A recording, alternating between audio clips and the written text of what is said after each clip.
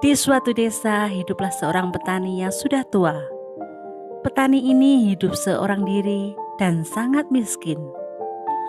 Pakaiannya penuh dengan tambalan dan rumahnya terbuat dari gubuk kayu. Musim dingin telah tiba. Pak Tani tidak punya makanan, juga tidak mempunyai kayu bakar untuk menghangatkan diri. Jadi hari ini Pak Tani hendak pergi ke pasar untuk mencari pekerjaan.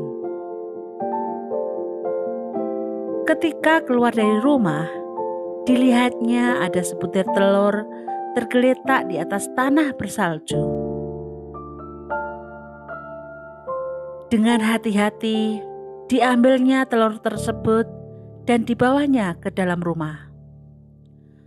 Pak Tani menyelimuti telur itu dengan kain lusuh dan meletakkannya di dalam kardus agar tetap hangat. Setelah itu, dia pergi ke pasar untuk bekerja. Pak Tani membuat telur itu menjadi hangat setiap hari, sampai telur itu menetas. Ternyata, telur itu adalah telur burung camar. Mungkin induknya menjatuhkannya ketika hendak pindah ke tempat yang lebih hangat. Pak Tani merawat burung camar kecil itu dengan penuh kasih sayang. Dia selalu membagi setiap makanan yang diperolehnya dari bekerja di pasar. Ketika harus meninggalkan burung camar itu sendirian, Pak Tani akan meletakkannya di dalam kardus dan menyalakan perapian agar burung camar tetap hangat. Hari-hari berlalu, burung camar kecil tumbuh semakin besar. Pak Tani sadar bahwa camar ini tidak selamanya akan tinggal bersama dirinya. Dengan berlinang air mata, Pak Tani melepaskan burung camar itu agar pergi ke selatan, ke tempat yang lebih hangat. Suatu hari, ketika Pak Tani terbaring sakit karena kedinginan, dia tidak punya uang untuk membeli obat, kayu bakar, dan makanan. Tiba-tiba terdengar ketukan pintu dari rumah Pak Tani. Ternyata burung camar itu kembali. Di paruhnya terdapat benih tanaman. Pak Tani heran, burung camar itu masih mengingatnya. Dibiarkannya burung camar itu masuk dan memberinya minum. Burung camar keluar dari rumah Pak Tani, membuat lubang di halaman rumah Pak Tani, lalu menanam benih itu.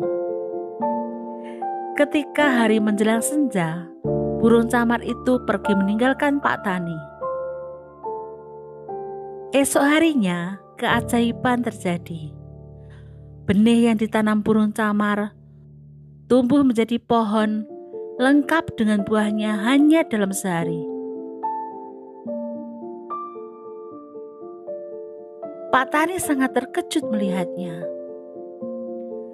Karena lapar, Pak Tani memakan buah pohon itu. Ajaib, tubuhnya menjadi kuat dan dia tidak merasa sakit lagi. Karena keajaibannya, Pak Tani menamakan pohon itu pohon dewa, karena buahnya dapat membuat Pak Tani menjadi sehat kembali. Pak Tani merawat pohon itu dengan baik. Meskipun musim dingin, pohon itu terus berkembang dan tidak menjadi kering. Pak Tani menjual buah itu dan mendapatkan uang yang sangat banyak. Sekarang, Pak Tani tidak lagi kedinginan dan kelaparan. Meskipun demikian, Pak Tani tetap murah hati. Dia ingat bahwa apa yang diterimanya sekarang adalah buah dari ketulusannya menolong sesama makhluk hidup.